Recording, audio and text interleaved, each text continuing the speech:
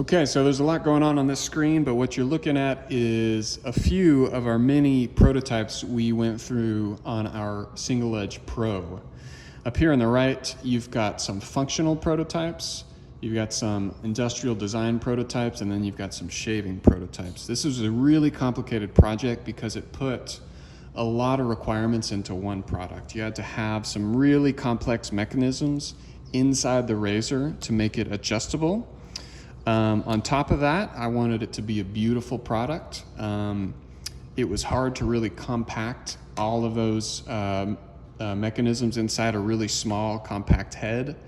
And then on top of that, we had to really dial in the shave, no pun intended, the shave qualities of this razor. When you're designing a razor, every single fraction of a millimeter counts. Everything from the curvature of the head right here to the placement of the bar. And so let me talk you through real quick where we went with the functional prototypes. These are our engineering prototypes. So this was our very first concept from back in 2019, actually. And we had a mechanism inside that we found kind of got us where we wanted to go, but it didn't have the range of motion in the bar that we really needed to offer a full 1 through 6 adjustability. So this really only got us kind of like 1 through 2 or 3. So this mechanism, it didn't get us exactly where we wanted to go, but we felt like maybe there was something here. And that was actually late 2019, so almost 2 years ago. In summer of 2020, we really began R&D in earnest, and this is one of the first functional prototypes that came out of R&D. Looks pretty rough, but this was when we started to play with the mechanism inside to go from what was actually up and down vertical movement to rotational movement, which is where we ended up with the concept.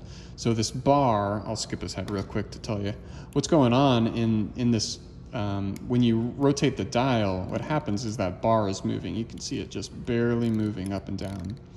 And that's what changes the aggressiveness of the shave. So the less gap between the blade and the bar, the more sensitive and mild the shave is. And as you crank it up to 6, the more space you get between the blade and the bar, the more blade exposure you get and the more aggressive the shave is. So we found that instead of, in this concept, making the bar kind of move up and down inside, we found that the best way to cram all that engineering in there was to make a bar that rotated. So this was the first concept for that, and we found that it worked. It was bulky and ugly, but we felt like we could make it, this doesn't even really move that much, but we felt like this was a solid concept that we could move forward with. So we went through a lot of iterations, and at the same time as we were building the iterations of this concept, we were also working on industrial design. That was one of the more complicated parts of this project, was trying to design the mechanisms while also trying to fit them in the smallest package possible. So some of the early concepts, you know, the engineering fit in this big head, and I hated it. It was big and bulky. I felt like it kind of looked like a popsicle stick, and I really pushed on the team. This extended our timeline by at least 3 or 4 months to really get that head as small as possible. This was another concept. It was a bad print, but to get that head really as small as possible so we could cram all that engineering inside. So this one, I believe this is where we ended with the industrial design on this guy. Here was another one. You can see we kind of, as things went along, we messed with the contours right here a lot. Our signature razor that we launched with, I've got one right here. It's really known for its sleek profile and these contours in here. It's just really a beautiful flowing product. And we really wanted that to be reflected as much as possible in the Pro. So we really spent a lot of time on those angles and those curves. And we ended up with this as our final industrial design. And this is actually our first aluminum prototype. So this is our first solid metal. Everything else is 3D printed plastic. This was our first solid metal aluminum prototypes. And there were quite a few things wrong with it. The first thing you might notice is that bar is crooked. You know, we had to really figure out how to reinforce that bar. we had to figure out how to get this cover to where it was removable. One of the things we identified early on was there was really no way to design this in a way that kept water out of the mechanism, so we really needed to design it in a way that actually accepted the water and let it flow out. So the water can actually get inside behind the blade, but as soon as you store it in the stand or put it face down on the tabletop, the water will flow out of that hole right there. And then we also wanted a way, where's a blade pack? I'll use an old blade pack. We also wanted a way for that to be really solid and secure, but also easy to pop out. So we designed in our new blade pack, which I don't have with me right now, this is our old blade pack. We designed a nice little indentation right there so you can stick the key in there, pop that cover off, clean out any shaving cream. You really shouldn't have to do this except maybe once or twice a month. Clean out any shaving cream, you can get a toothbrush, clean that out, and then pop that cover right back on. So this was our first metal prototype. It was CNC aluminum. It was really, really exciting to get this in hand. And then this was probably maybe early 2021. I think maybe we got this. And then this is what is our T3 sample, production sample. So this is production off of production tooling that we've created. We've gone through T1, T2, and T3. This is our T3 sample. We're actually going through a T4 right now. And every time we make a new sample, we get closer and closer to what the final product is.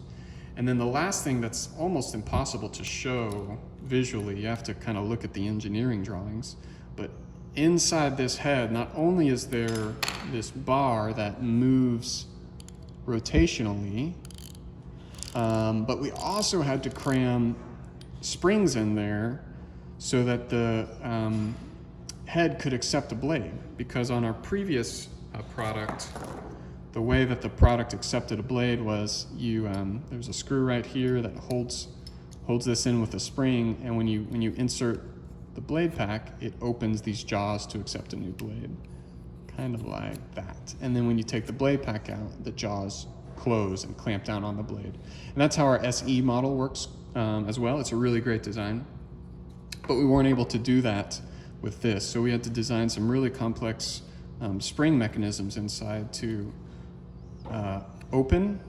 to make this blade loose. It's got to hold it tight while the product is in use, but then make it loose. So there's actually a blade spring that's released on the back of here, so that this is loose enough so that you can slide a new blade in,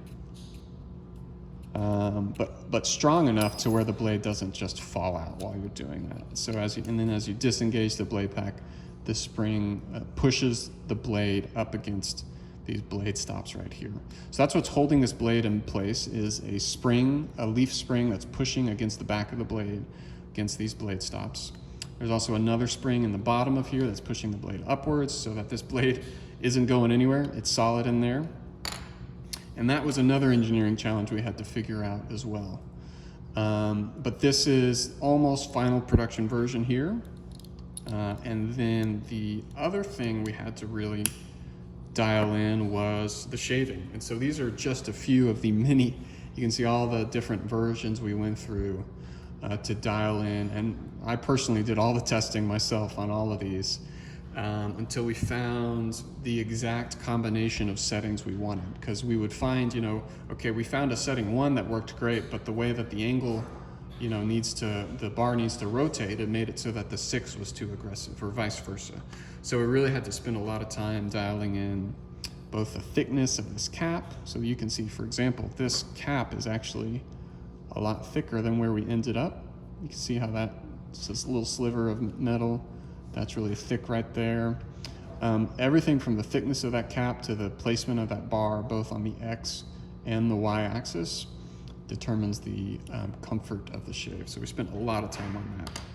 So that's a little bit of what we did with the Pro, and thanks for tuning in.